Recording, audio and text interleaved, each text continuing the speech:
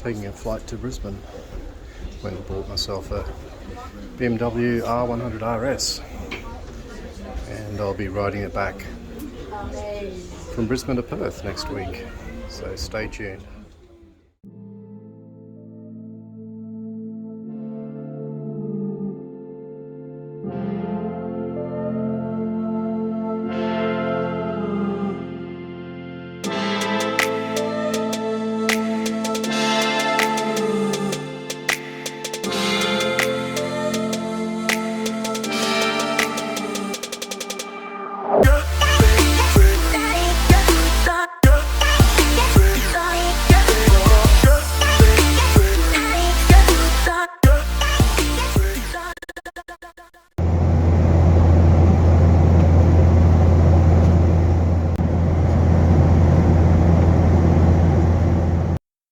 Hello everyone and welcome back. Welcome from sunny Brisbane. Now I've been here a couple of days, picked up the bike in the background, so I'll take you around, and now that I've had a chance to ride it some, I can tell you exactly what needs to be done before I head away today. So it's a 1981 BMW R100RS, and it has had a lot of mechanical work done. He's got receipts for about 14,000 where they went through everything, all suspension, bushes, forks, fork seals, brake master cylinders, everything, full rebuild of the engine, and this is how we see it today. I've ridden it for probably about an hour and a half to do some shakedown, and it kind of lets me know what I need to do. So the first thing is, I think the brakes need bleeding. Front brake, it only gives me action from about there, and it feels like a block of wood, so I don't have any feel right up to about there, actually even more to about there. So I'm going to bleed and see. New master cylinder, so there shouldn't be anything wrong there. Thankfully everything looks, not like it's going to strip out, so I've got some level of confidence. It's got decent brake lines on it. The other thing was, the first thing I fixed was these hand grips. They're genuine BMW ones, but he's got some safety wire tied on, and that was for good reason, because they were literally just rolling. Like I thought I had 420 degrees of throttle, because when I just was rolling around on the throttle tube there. The other thing is, it's also sticky, doesn't return. Two minds whether I want to fix that. In the hour and a half of riding, it hasn't given me any problems at all, and it might actually be somewhat of a cruise control type system, which strangely enough there is a screw a screw here that might have something to do with that. I don't know, I'll play with it a little bit. Alleged 60,952, maybe 160 if it's had a full rebuild. It's got new rubber on it, front and rear. And what else can I say? I think that's pretty much it. It runs really nicely. The guy tuned it up for me before handover, and the wheels have been painted, so they look pretty decent. It's not been repainted, so the body itself, so it's not perfect. It's got bits of bark off here and there. I don't mind that. I actually like it. It shows a bit of its age, 42 years old, and so it is what it is. So the activity for today is, I'm just going to get on and bleed those front brakes and see what it gives me. But yeah, I've got to set off in the next couple of hours. I'll show you on a map when I'm fully loaded up, and I'll talk you through briefly what I'm taking with me. So yeah, there are panniers for the back there, and that's somewhat of a giveaway. Okay, so I bled the brakes with this little setup. Self-bleeder. That's brake right there. Brilliant. Superb. Anyway, I'll crack on, get the lid back on.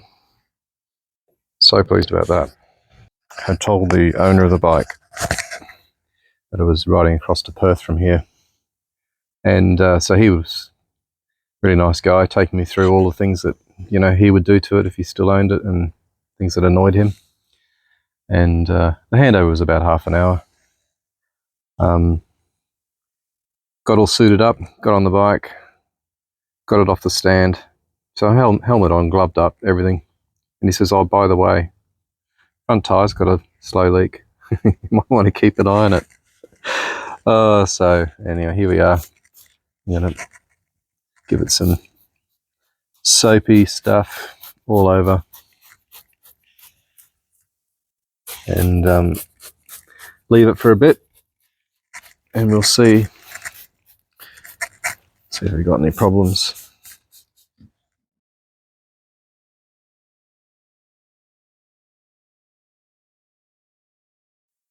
Okay, so we're all loaded up.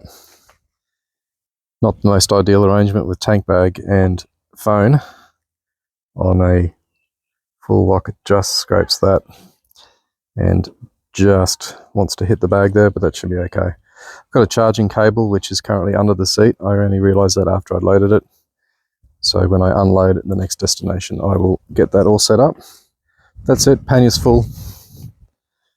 Just a tripod, a tent, a blanket with some shoes, and that's pretty much all. In the tank bag is spare fuel, fuel for the stove, pretty much all the flammable stuff right in front of me on the tank. So I'm going to bring you inside and show you where on the map I'm going today. It's going to be a short trip, but a good shakedown run. Okay, so it's a very short run, as I mentioned. We're in the north of Brisbane, and it's this Highway 17 that takes us on the Warrego Highway to Toowoomba. And what I'm going to do the next day, I'm not sure, but I think I'll be heading down here through Gundawindi, braving the Newell Highway again at Moree, and then coming down across to Walgett, across to Burke, and then down to Cobar. So I think that's what I'm going to do, but I'll take you through it when the day comes. So yeah, Brisbane to Toowoomba, about an hour and 3/4, maybe 2 hours, but it's 1:15 at the moment, and hopefully I'll be there by 3:15.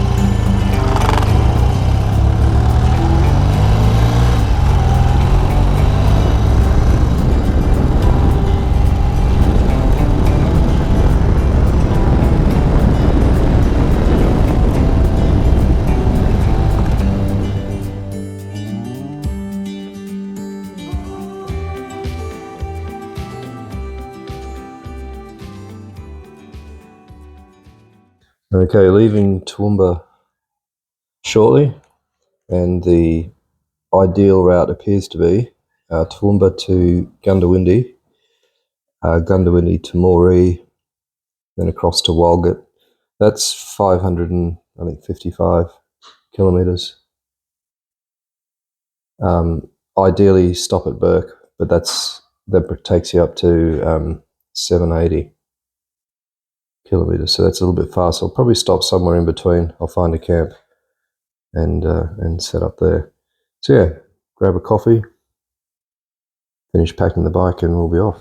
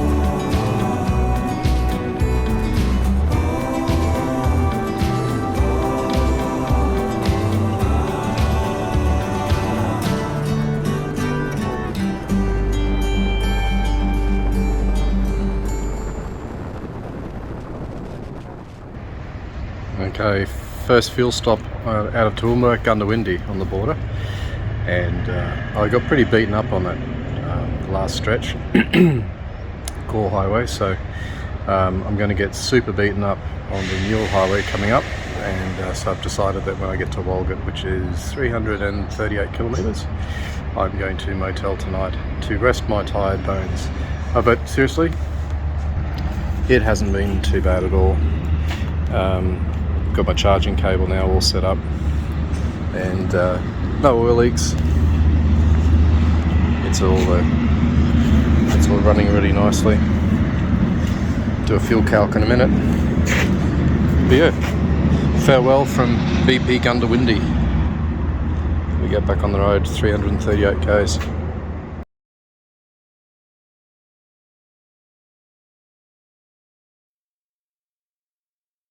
Okay, here we are, bike and rider. We've arrived safely at about, check the time here, it's about 5 o'clock. It's just a parking bay. That's the bay part. The highway's just over there. There are toilets here. Over there, a couple of tables.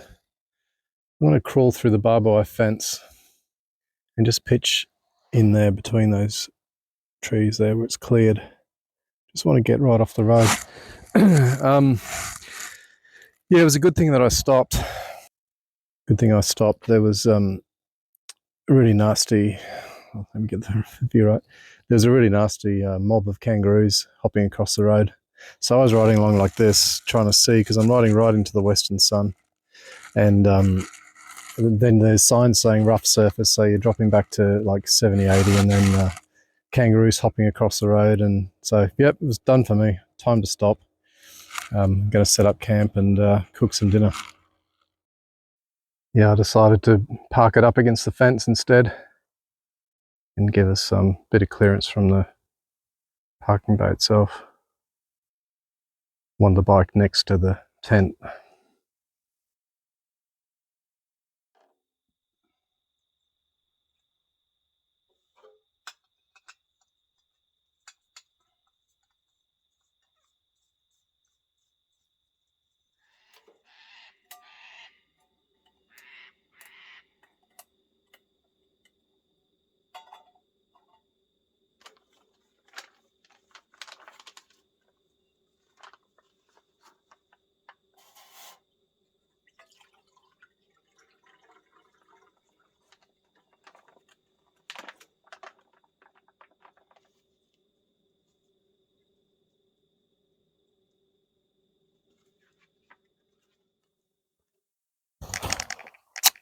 Oh, viewers, good morning of day 2, and it's about 20 past 6.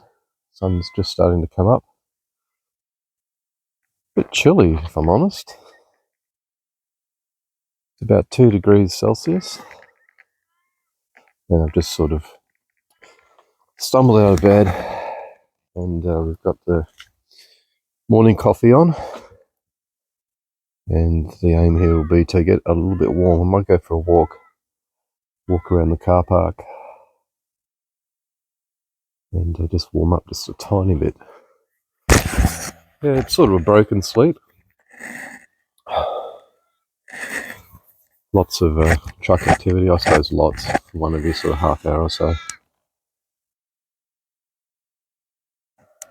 Enough to sort of keep you a little bit stimulated. Excuse me. Anyway, I'm going to get warm up. I'm shivering. Alright, let's do a cold start of the old girl before I get fully sort of packed up, ready to go. I'll set you down there. Both sides.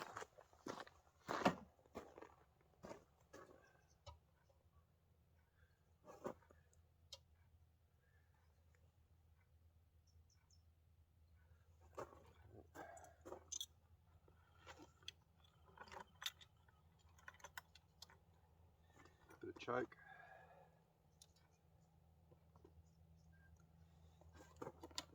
trailers.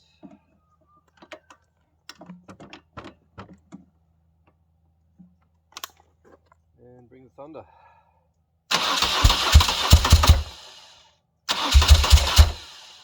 Less choke.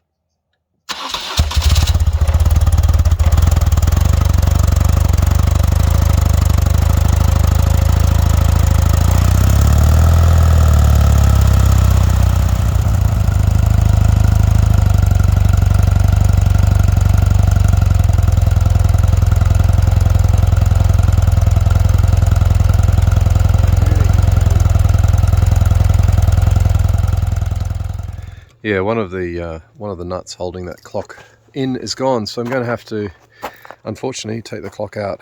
It's only held on by one, and that won't take much for it to vibrate loose and then lose the clock. So, good job for cold hands. Yeah, so there's the clock. Perfect working order, by the way. And that's the bracket that holds it on. One of those. Gone forever on the side of the road. So anyway, that's the safest place for it. I'll just zip tie up the wiring harness that has come out of the back of it. Anyway, I'm going to break camp now and get going. Clean the visor on the helmet. Be off. Alright, good morning folks. Just leaving the campsite, which is about halfway between Moree and I always forget the name of the place I'm going to. I want to say Bogabilla, but I've been there. Anyway, about halfway to the next stop. It was a bit chilly, not gonna lie. 2 degrees. It was sort of about 5 degrees by midnight. There was enough traffic on the road to kind of keep me awake a little bit. And there's a few trucks that stopped at the parking spot I was at. And they kind of strangely just stop, leave the lights on, turn the engine off, and sit there for like, I don't know, 10 minutes, then go. Maybe filling out logbooks or something. Yeah, so I'm going to try and get as far as I can today. Got no specific plan, but I'm going to go via Burke. I'll certainly make it to Cobar. I'll show you on the map when I arrive where I've been. I neglected to do that yesterday.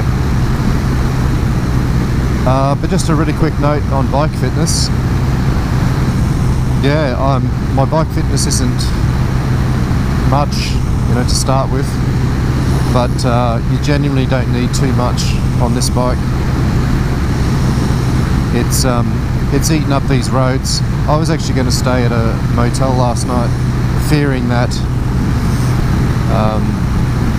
the road was going to beat my spine to a pulp, as it did on the Triumph. But it just didn't happen. Neil Highway was fine. A couple of little bumps, but yeah, nothing. I mean, they were big bumps, but the bike just absorbed them, which was excellent. We keep getting these signs. This is sort of their get out of jail. They just say, rough surface, drive slowly. And the surfaces are like, this is shit. You've got to really dodge. And I'm glad I stopped when I did. I stopped at about 5 o'clock. The sun, I was driving straight to the western sun. It was near the horizon, and close to the parking spot. I'd picked the parking spot off Wikicamps about 5 minutes earlier and got back on the highway up to speed, and a literal swarm of kangaroos went across the road. I had to come to a complete stop to let them pass. So yeah, it was a good time to stop. I had everything set up by about 6:30, had soup for dinner, and then I was just in bed, catching up with a few people. I had reasonable mobile reception, which was good. And then I was sort of lights out by 7:30 and just dozed dozed all night. Had a couple of stretches of maybe an hour or two where I was asleep, so it's good. Feeling great this morning. Anyway, next stop is a fuel stop, and I think I can't pronounce the name of the place. I've got a sign coming up here. It's going to give me the name, or at least the initials. More importantly, the distance. And yeah, it's only 35 kilometres, so I'll turn things off now and get fueled up. And we'll see you at the next stop, maybe a morning tea stop.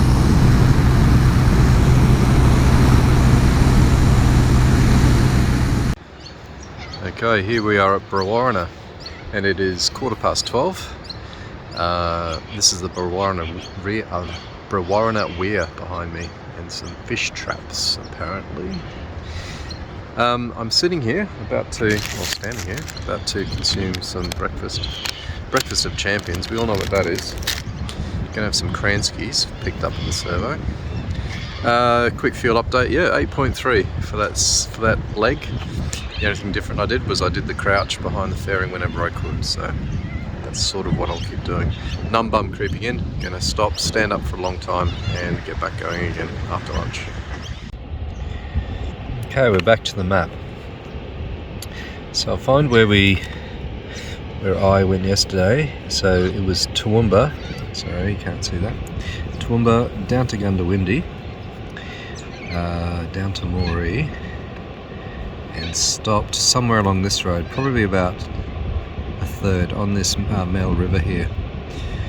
Now, where I am now, I've gone through Walgett and Brewarrina there. Today I'll continue. It's now 12:30. Go as far as I can. I'll definitely go to Burke. This road down here is excellent, down to Cobar, and I'll see how far along here I can get to Wilcannia. I may or may not get there, and I'll stop there. So I've got enough fuel, I think, to get to Cobar, so that will be the next stop. Alright, getting back on. Okay, we got some emus on the road just there. Forcing me to come to a complete stop, but that's all good. How Australian? Yeah, about 50 k's to Burke. I'll get back to it.